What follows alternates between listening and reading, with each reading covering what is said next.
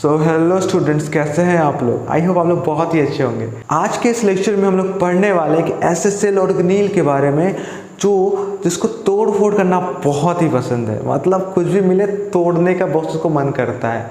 ठीक है, मतलब सिंपल भाषा में बताए तो हम लोगों के सेल का मुन्ना भाई है ये। ठीक है, तो इसका नाम क्या है? इसका नाम लाइसोसोम्स है।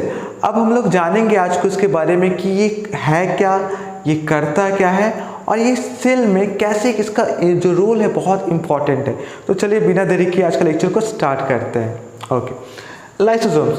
तो जैसा कि मैंने आपको पहले ही बताया था कि हर वर्ड में उसका जो डिफिनेशन है वो छुपा रहता है। ठीक है, अगर आप इस लाइसोसोम्स को देखेंगे तो इसको अगर हम लोग तोड़ेंगे तो इसमें से दो वर्ड निकलेगा। एक निकलेगा लाइसिस, जो हम लोग जानते हैं लाइसिस का मतलब होता है टू ब्रेक। इसका मतलब क्या होता है? तोड़ना। ठीक है, और दूसरा है आपका सोमा। सोमा का मतलब क्या होता है? Cell body. क्या होता है? Cell body. तो आप यहाँ पे नाम से समझिए कि लाइसोसोम्स क्या है? वो एक तरीका का सेल बॉडी है जो क्या करता है, जो तोड़ने में, जो किसी भी चीज को तोड़ने में बहुत ही बड़ा रोल प्ले करता है। तो ये हो गया हम लोग का लाइसोसोम्स। अब हम लोग आते हैं इसके डिस्कवरी के बारे में कि इसको डिस्कवर किसने किया, क्योंकि एमसीक्यूज में क्वेश्चन पूछा जाता है तो इसको याद करके रखना बहुत ही जरूरी है। तो इसको डिस्कवर किया था सबसे पहले क्रिश्चियन डी ड्यूब ने 1950 में, मतलब 1949 और 1950s के आसपास इसका डिस्कवरी हुआ था। Okay, now coming to the definition, if we define lysosomes, so we can define lysosomes as it is a membrane bound organelle. ये क्या एक तरीका का मेम्ब्रेन बाउंड ऑर्गेनील है। जैसा कि हम लोग जानते हैं कि हर यूकैरियोटिक ऑर्गेनिजम्स में जो ऑर्गेनील्स होता है सेल के अंदर वो मेनली मेम्ब्रेन बाउंड होता है। तो ये भी एक तरीका का मेम्ब्रेन बाउंड ऑर्गेनील है जो कैसा शेप का होता है? स्फेरिकल शेप लाइक स्ट्रक्चर होता है। इसका स्ट्रक्चर कैसा होता है? स्फेरिकल होता है, गोल टाइप का स्ट्रक्चर होता है मेनली। और ये क्या कंटेन करता है? इसके अंदर होता क्या? ये जो स्ट्रक्चर के अंदर क्या होता है? इसके अंदर होता है कुछ डाइजेस्टिव एंजाइम्स, और इसको हाइड्रोलाइटिक एंजाइम्स भी बोल सकते हैं। वो क्या करता है? वो चीजों को तोड़ता है, वो कॉम्प्लेक्स चीजों को तोड़ करके सिंपल चीज में तब्दील करता है। तो मैंने आपको बताया था कि तोड़फोड़ वाला एंजाइम ऑर्गेनील है। तो ये क्या करता है? इसके अंदर डाइजेस्टिव एंजाइम प्रेजेंट होता है जो क्या करता है, किसी भी फूड पार्टिकल्स हो गया या फिर कोई भी फॉरेन पार्टिकल्स हो गया उसको तोड़ने में और उसको डाइजेस्ट करने में बहुत ही बड़ा रोल प्ले करता है। और हम लोग के डाइजेशन में भी इसका बहुत बड़ा रोल प्ले है। अब देखिए ये जो एंजाइम्स, ये एंजाइम सिक्रीट कहाँ से होता है? ये जो लाइसोसोम के अंदर एंजाइम जो भरा हुआ है ये सिक्रीट कहाँ से होता है? तो इसको जानने के लिए हम लोगों को थोड़ा और पीछे वाला चीज को एक बार से रिकैप्चुलेट करना पड़ेगा। तो हम लोग जानते हैं कि न्यूक्लियस हम लोग के सेल के अंदर होता है और न्यूक्लियस से जुड़ा होता है endoplasmic reticulum. Endoplasmic reticulum two types का होता है, एक होता है रफ एंडोप्लाज्मिक रेटिकुलम, एक होता है smooth endoplasmic reticulum. Rough endoplasmic reticulum rough क्यों होता है? क्योंकि उसमें राइबोसोम्स प्रेजेंट होते हैं और स्मूथ में राइबोसोम्स प्रेजेंट नहीं होते हैं। रफ एंडोप्लाज्मिक क्या सिक्रीट करता है? वो सिंथेसिस करता है प्रोटीन्स का, क्योंकि राइबोसोम्स प्रोटीन्स बनाता है इसलिए ये प्रोटीन सिंथेसिस करवाता है। और जो स्मूथ एंडोप्लाज्मिक रेटिकुलम होता है वो लिपिड सिंथेसिस करवाता है। तो ये जो लिपिड्स बना, प्रोटीन बना, ये अब जाएगा कहाँ पे जाएगा? ये पूरा तरीके से मैन्युफैक्चर होने जाएगा एक फैक्ट्री में, और वो फैक्ट्री का नाम हम लोग जानते हैं क्या होता है? गोल्गी बॉडी, और या फिर गोल्गी एपरेटस बोलते हैं। ये क्या होता है? मैन्युफैक्चरिंग फैक्ट्री होता है। यहाँ पे कोई भी प्रोडक्ट आता है, आकर के मिल करके एक फाइनल प्रोडक्ट बनता है। तो ये लिपिड्स या प्रोटीन्स जो सिक्रीट हो रहा है एंडोप्लाज्मिक रेटिकुलम से, वो कहाँ आया? वो आपके गोल्गी एपरेटस में आया और वहां पे जाकर के इसका मैन्युफैक्चरिंग होना स्टार्ट होगा। अब ये मैन्युफैक्चर होकर क्या बनाएगा? एक लाइसोसोम बनाएगा, एक ऐसा ऑर्गेनील, एक स्फेरिकल सेल स्ट्रक्चर जिसके अंदर हम लोग का डाइजेस्टिव एंजाइम्स भरा हुआ है और इसी को हम लोग बोलते हैं लाइसोसोम्स। तो ये किससे मिलके बना? इसका कंपोजिशन क्या हो गया? अगर हम लोग बोलेंगे लाइसोसोम्स का कंपोजिशन क्या हो गया, so we can say that कि lysosomes are mainly made up of lipids and protein. ये लिपिड और प्रोटीन से मिलकर के बना हुआ है। ठीक है, क्योंकि इसके अंदर आपका लिपिड और प्रोटीन का मिक्सचर है और ये आपका बनाया है लाइसोसोम्स। और ये क्या करता है? इसका काम क्या होता है? ये क्या करता है, ये ब्रेक करता है कोई भी कॉम्प्लेक्स सब्सटेंस को सिंपल सब्सटेंस में।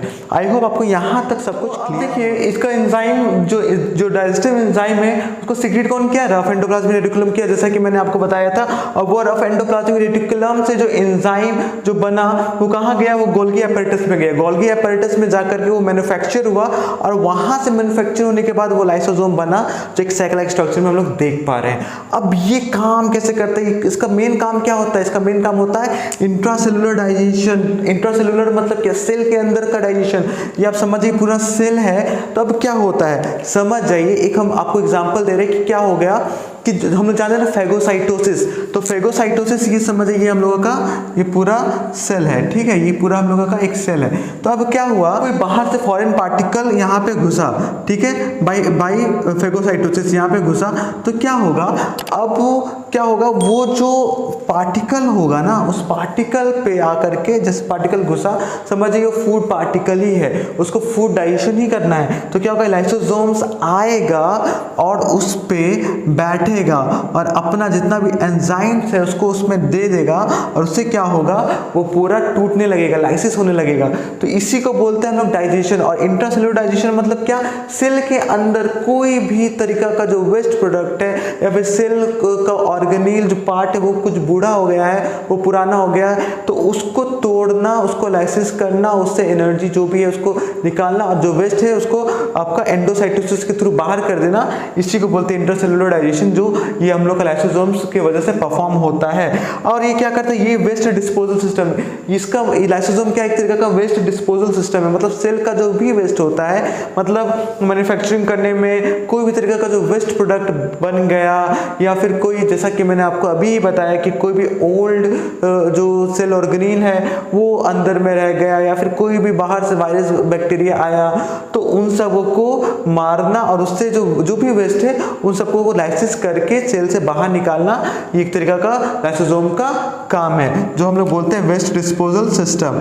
इसको हम लोग सुसाइडल बैग भी बोलते हैं। सुसाइडल बैग क्यों बोलते हैं, क्योंकि भाई ये सुसाइडो कर लेता है, समझ में आया मतलब क्या, ये सेल का एक तरीका का सुसाइडल बैग है। मतलब अगर आपका सेल है, समझिए ये सेल है, तो अगर सेल अगर ये लाइसोसोम, ठीक है, अगर लाइसोसोम का जो ये जो मेम्ब्रेन है अगर वो टूट जाता है या फिर फट जाता है, तो क्या होगा, इसका जो एंजाइम्स होगा वो क्या होगा, वो पूरा सेल में शिफ्ट करेगा और क्या करेगा, सेल को मार सकता है।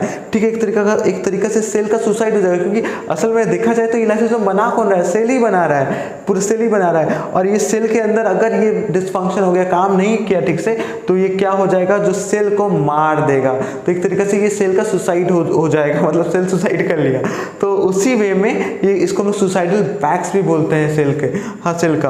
ओके, नाउ ये क्या करता है, डिस्ट्रॉय। इसका फंक्शन अब हम मेन फंक्शन जो हम लोग जानेंगे, ये क्या करता है, जो फॉरेन पार्टिकल्स हो गए, कोई भी बाहर का पार्टिकल्स जो हम लोग बाहर से सेल के अंदर आता है, by the help of phagocytosis, कोई भी फॉरेन पार्टिकल्स आ गया, फूड हो गया, कोई बैक्टीरिया हो गया, कोई वायरस हो गया, तो उसको क्या करता है, उसको ये मारता है, उसको क्या करता है, डिस्ट्रॉय करता है, कोई भी फॉरेन पार्टिकल को डिस्ट्रॉय करता है हम लोगों के सेल में आने से, या फिर आने के बाद उसको मार देता है। ठीक है, इसका एक बहुत ही इंपॉर्टेंट काम है ये। और ये क्या करता है, एपोप्टोसिस करता है। एपोप्टोसिस क्या होता है, एपोप्टोसिस का मतलब होता है प्रोग्राम्ड सेल डेथ, मतलब कोई भी जो लिविंग सेल है उसको मरना है, हाँ, तो उसी को हम लोग बोलते हैं प्रोग्राम सेल डेथ। मतलब क्या होगा, एक समय आएगा सेल बूढ़ा हो जाएगा और सेल को मरना होगा, तो इस सेल को मारने में जो बड़ा रोल प्ले करता है, एपोप्टोसिस में जो बड़ा रोल प्ले करता है वो लाइसोसोम ही होता है। और कैसे करता है, अब मैंने आपको ये पहले अभी डिस्कस कर दिया है।